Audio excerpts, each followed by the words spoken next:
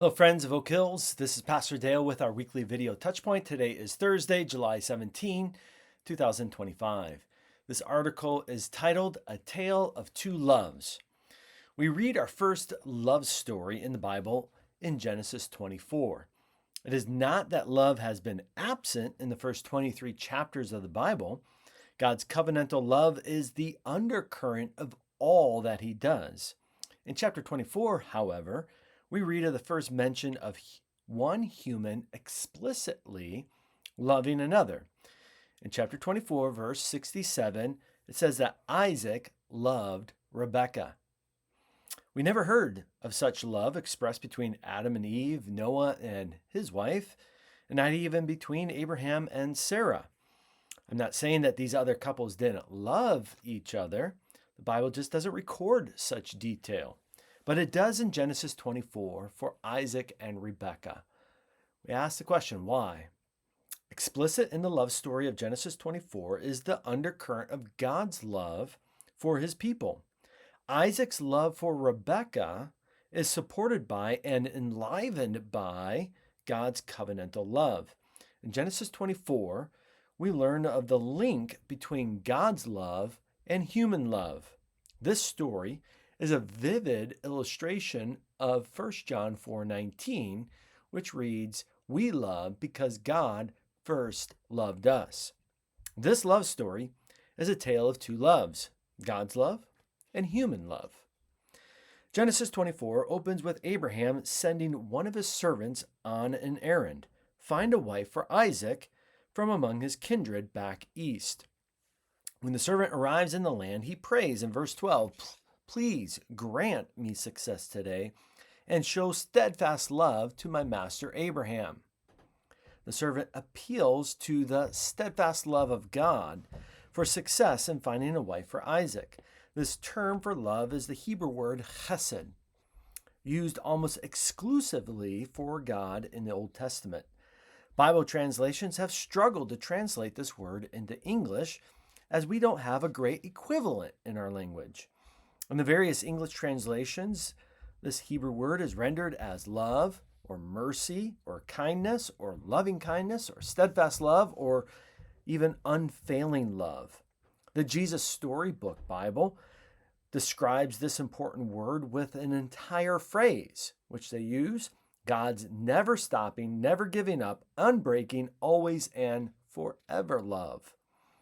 All these are trying to capture the idea of an active love that pursues another's good, as opposed to merely an emotional feeling.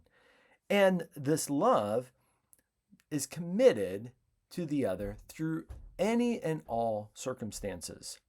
Chesed is God's covenant commitment to his people to actively expressed through kindness. Now, already at this early point in the biblical story, God's people understood that they were utterly dependent on God's chesed. God's covenantal love is their only hope of favor with God. Man can never earn God's favor. So, as Abraham and his servant are looking to the future fulfillment of God's promises, which were dependent on the family line continuing, they appealed to God's chesed. When God answers the servant's prayer and Rebekah is presented as a favorable wife for Isaac, the servant exclaims in verse 27, "Blessed be the Lord, the God of my master Abraham, who has not forsaken his steadfast love and his faithfulness toward my master. God, in his covenantal love, has provided a wife for Isaac." The love story concludes with the servant bringing Rebekah, who does go willingly, to Isaac. We read at the end of the chapter, verses 66 and 67. The servant told Isaac all the things that he had done. Then Isaac brought her into the tent of Sarah his mother and took Rebekah, and she became his wife, and he loved her. It has all the makings of an arranged marriage. There is no romantic pursuit, no dating period, certainly no engagement. Isaac meets Rebekah, hears from the servant all that he has done, and then takes her to be his wife. And then it says, and he loved her.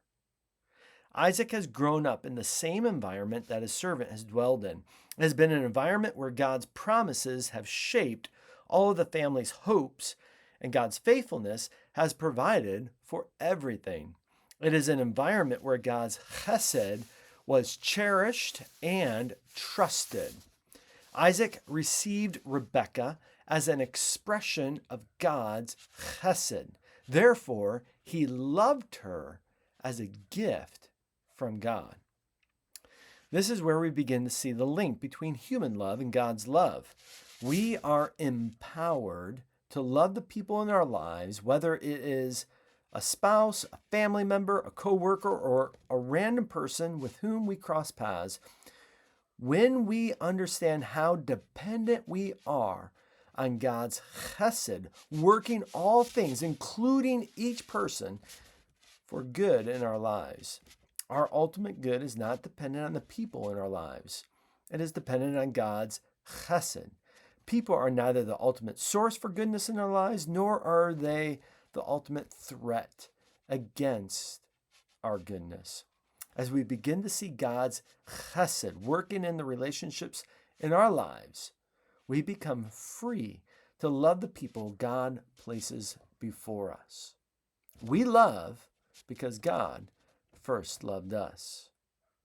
A few highlights to draw your attention to this week in the life of Oak Hills. We remind you of our missionaries of the month again.